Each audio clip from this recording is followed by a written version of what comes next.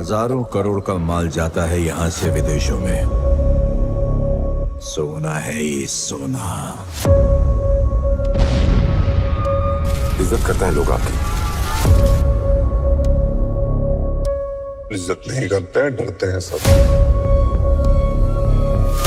और डर की यही दिक्कत है, कभी भी खत्म हो सकता है।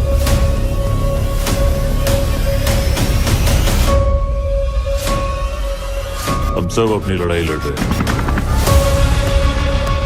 15 फरवरी 2003 को दुनिया की हिस्ट्री की सबसे बड़ी रॉबरी हुई थी। ये रॉबरी बेल्जियम में हुई थी, जिसमें पैसे नहीं बल्कि सोना, चांदी और हीरे चुराए गए थे, जिससे चोरों को 10 करोड़ से भी ज्यादा का प्रॉफिट हुआ।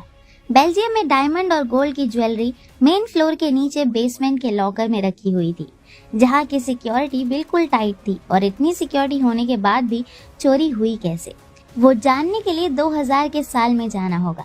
चोरी के 3 साल पहले लियोनार्डो बार्टलो ने $700 पर मंथ पर डायमंड वर्ल्ड सेंटर में एक ऑफिस रेंट पर लिया था, ताकि वो वहां के एम्प्लॉयज, मैनेजर्स और बाकी सभी लोगों का भरोसा जीत सके। लियोनार्डो ने 3 साल तक वहां पर एज अ वर्कर काम किया। लियोनार्डो को 24/7 की डायमंड सेंटर की एक्सेस की मिल गई थी, जिसका मतलब है कि लियोनार्डो अब किसी भी समय डायमंड सेंटर से आ जा सकता था।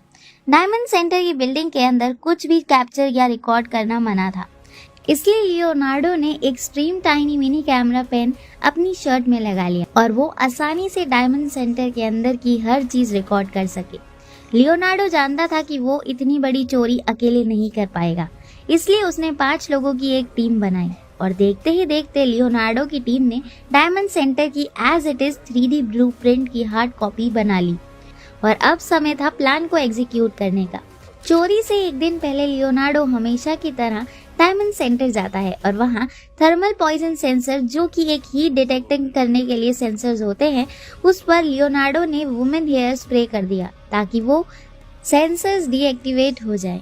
अगले दिन लियोनार्डो की पूरी टीम इस रॉबरी को अंजाम देने के लिए तैयार थी।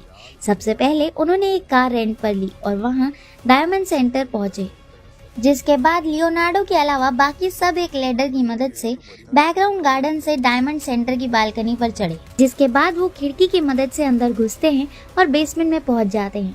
सबसे पहले उन्होंने बेसमेंट के सभी कैमरे पर ब्लैक शर्ट चढ़ा दिया।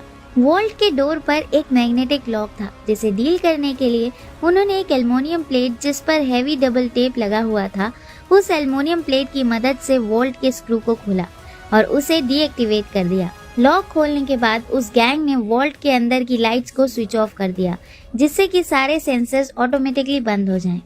उस गैंग ने सारे गोल्ड और डायमंड को बैग्स में भरा और उसे लेकर बालकनी की मदद से ही बाहर आ गए और वहां से फरार हो गए।